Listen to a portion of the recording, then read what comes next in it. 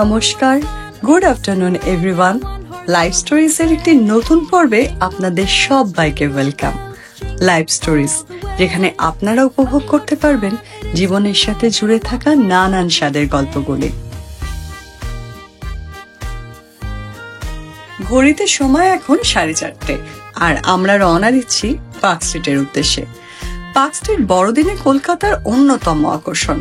যদিও বড়দিন আসতে এখনো কয়েকদিন বাকি, কিন্তু এখানে পার্ক স্ট্রিটের উৎসব শুরু হয়ে গেছে অনেক আগে থেকেই।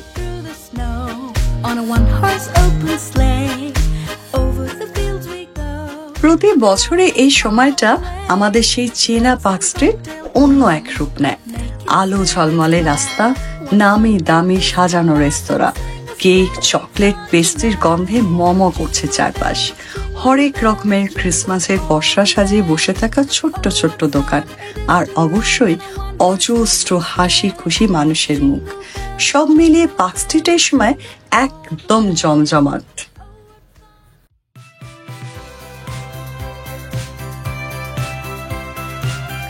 আর এই আমেজের স্বাদ নিতেই দূর দূরান্ত থেকে ছুটে আসেন প্রচুর মানুষ। বছরের ঠিক এই সময়টায় প্রায় প্রত্যেকেই একবার অন্তত ঢু মারেন পার্ক স্ট্রিটের আলো ঝলমলে রাস্তায়।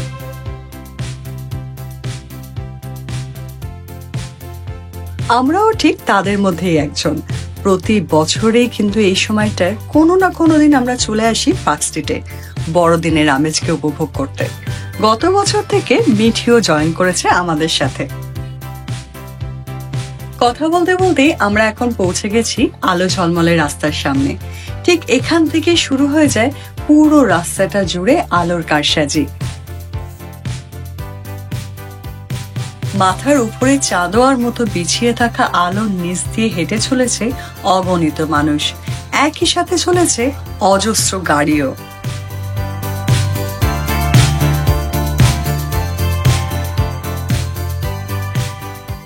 তারই মাঝখানে ফাঁক ফোকর দেখে দাঁড়িয়ে পড়ছে মানুষজন। ছবি উঠছে ক্লিক ক্লিক ক্লিক। সত্যি তো, এত সুন্দর জায়গায় এসে ছবি না তুললে কি হয়।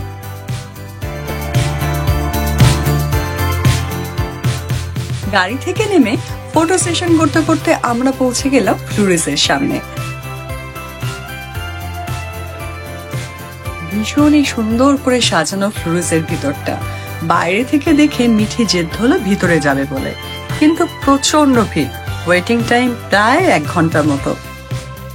অনেকে দেখলাম তাই খাবার কিনে নিয়ে এসে বাইরে বসেই খাচ্ছে, কিন্তু মিঠির ইচ্ছে ভিতরে ওই সাজানো জায়গায় বসে নাকি সে খাবে। সুতরাং আপাতত ওকে বুঝিয়ে ফ্লোরেসের সামনে থেকে চলে গেলাম আমরা অ্যালেন পার্কের দিকে। বলা হলো পরে ভিড় কমলে তখন আবার এসে আমরা ভিতরে বসবো।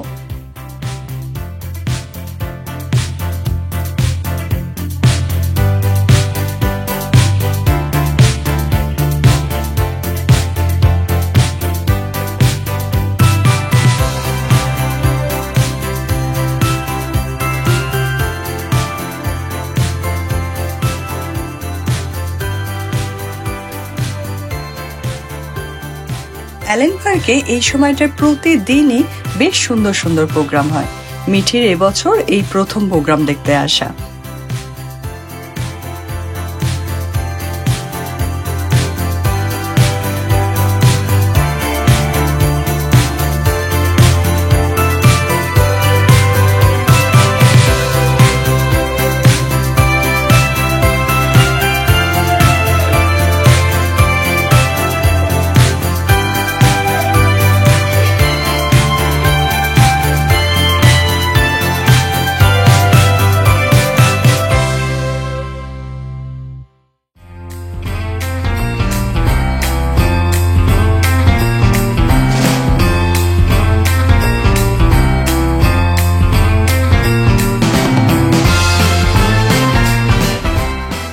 পার্কে ঢোকার মুখে যাওয়া আর আসার আলাদা কোনো রাস্তা করা নেই, তাই এখানটায় প্রচন্ড ভিড় হয়েছে। রীতিমতো ঠেলাঠেলি শুরু হয়ে গেছে। অবশেষে ভিড় ঠেলে শেষ পর্যন্ত আমরা ঢুকলাম অ্যালেন পার্কের ভিতরটায়। খুবই সুন্দরভাবে সাজানো চারপাশটা। পুরো পার্কে সবাই যেখানে পারছে দাঁড়িয়ে দাঁড়িয়ে ছবি তুলছে।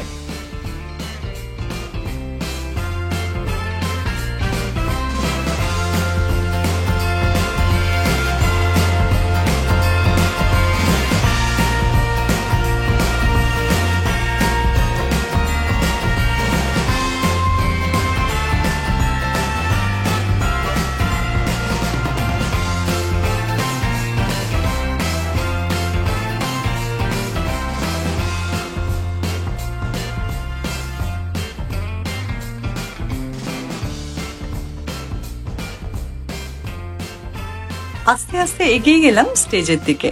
সেখানে আপাতত একটা ব্যান্ডের পারফরমেন্স চলছে।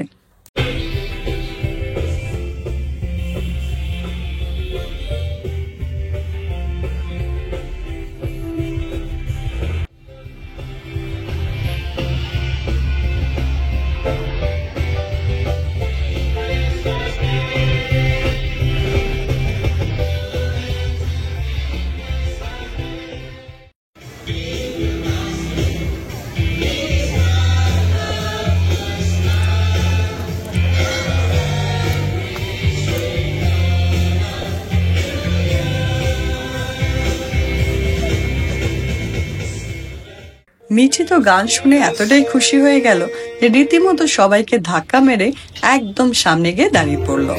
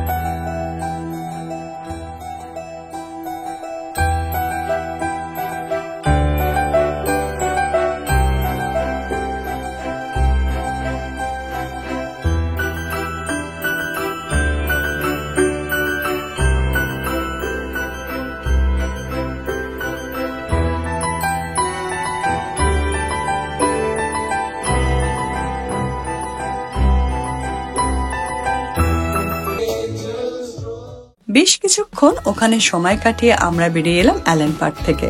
রাস্তা ক্রস করে চলে এলাম উল্টো দিকের ফুটে, যেখানে সাজানো রয়েছে হরেক রকমের খাবারের দোকান। Cake, pastry, hot chocolate, momo, fish fry কি নেই সেখানে। নামি দামি ব্র্যান্ড হোক বা অনামি কোনো দোকান, সবাই লোভনীয় সব খাবারের পসরা সাজিয়ে বসে আছেন রাস্তার উপর।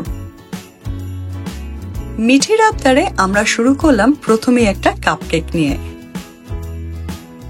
তারপর একে একে চললো momo, fish fry, fish batter fry এবং সবশেষে একটা ব্লুবেরি চিজ কেক দিয়ে। যদিও এখানে অনেকগুলি মোমোর দোকান রয়েছে, তবে আমাদের সব থেকে টেস্টি লেগেছে ডেনজিং কিচেনের মোমোটি। যদি এখানে আসেন অবশ্যই ট্রাই করবেন এখান থেকে অন্তত 1 প্লেট মোমো খেতে।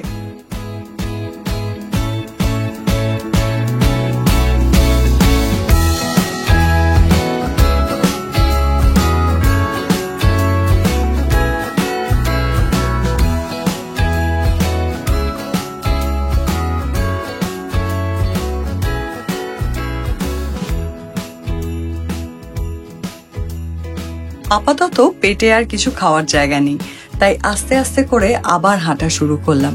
বেশ কিছুক্ষণ হাঁটাহাঁটির পর আমরা পৌঁছে গেলাম মোক্যাম্বোর সামনে। বহু বছর পর মোক্যাম্বোতে খেতে এলাম, কিন্তু কপাল এতটাই খারাপ, সামনে গিয়ে দেখলাম প্রচন্ড ভিড় আর ওয়েটিং টাইম প্রায় 1.5 ঘন্টা। এতক্ষণ ধরে অপেক্ষা করার মতো শরীরের অবস্থা আর সময় কোনোটাই আমাদের ছিল না, তাই অগত্যা গুটি পায়ে রওনা দিলাম অন্য কোনো রেস্টুরেন্টের দিকে। হাঁটতে হাঁটতে পৌঁছে গেলাম ট্রিঙ্কাসের সামনে। ট্রিঙ্কাসে টেস্টি টেস্টি খাবারের সাথে এক্সট্রা পাওনা হলো এখানকার লাইভ ব্যান্ড। কিন্তু সেখানে পৌঁছেও জানা গেল ভিড় এতটাই বেশি যে ওয়েটিং টাইম প্রায় 1 ঘন্টা। মন খারাপ করে যখনই ভাবছি বাড়ি ফিরে আসবো কিনা, ঠিক তখনই ওখানকার একজন ম্যানেজার এসে বললেন পিছনের দিকে 2টো রেস্টুরেন্ট রয়েছে। এটা পার্কেরই এবং ট্রিঙ্কাসের মতো সেম মেনু এখানে অ্যাভেলেবেল, তবে অ্যাম্বিয়েন্সটা ট্রিঙ্কাসের থেকে একটু আলাদা। ট্রিঙ্কাসের ঠিক পিছনের দিকে রয়েছে এই 2টি রেস্তোরাঁ, যার মধ্যে যেটি গ্রাউন্ড ফ্লোরে তার নাম হলো ট্যাভার্ন, আর এখানে আবার লাইভ বাংলা ব্যান্ডের মিউজিকও চলছে দেখলাম।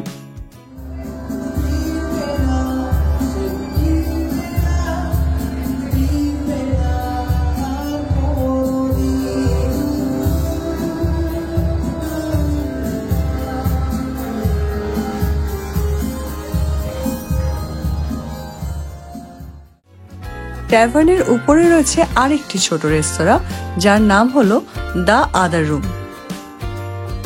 লাইভ মিউজিকটা মিঠির জন্য একটু লাউড হতে পারে ভেবে আমরা চলে গেলাম দ্য আদার রুমে। ভিতরে ঢুকে দেখলাম আলো আধারিতে ঘেরা মায়াময় এক পরিবেশ। ব্যাকগ্রাউন্ডে বাজছিল 90s পপুলার কিছু হিন্দি গান। সব মিলিয়ে বেশ ভালোই লাগলো। আমরা ওখানে অর্ডার করলাম চিকেন স্টেক আর তার সাথে চিকেন সিজলার। ট্রিঙ্কাসে ফুডের টেস্ট নিয়ে তো আর নতুন করে কিছুই বলার নেই, যারা খেয়েছেন তারা প্রত্যেকেই জানেন এখানে খাবার কতটা ভালো হয়। ডিনার শেষে বেরোনোর সময় আবার ট্যাভার্নে ঢুকে কিছুক্ষণ দাঁড়িয়ে এনজয় করলাম বাংলা ব্যান্ডের মিউজিক।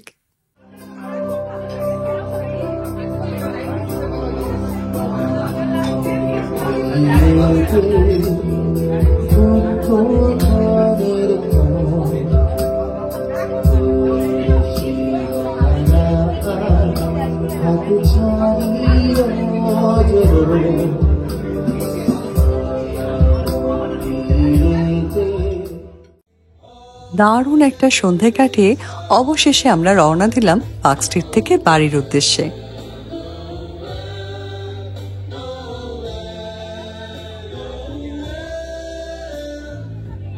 আরো একবার আলো শামিয়ানার নিচ দিয়ে গাড়িতে করে এগিয়ে চললাম আমরা। আরো একবার অনুভব করতে থাকলাম সেই নস্টালজিয়াকে।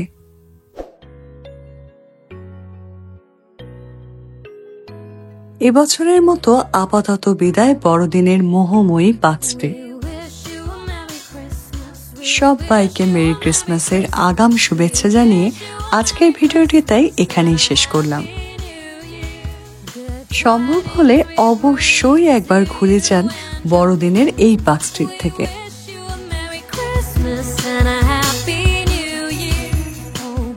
অনুভব করুন কলকাতার নস্টালজিয়াকে।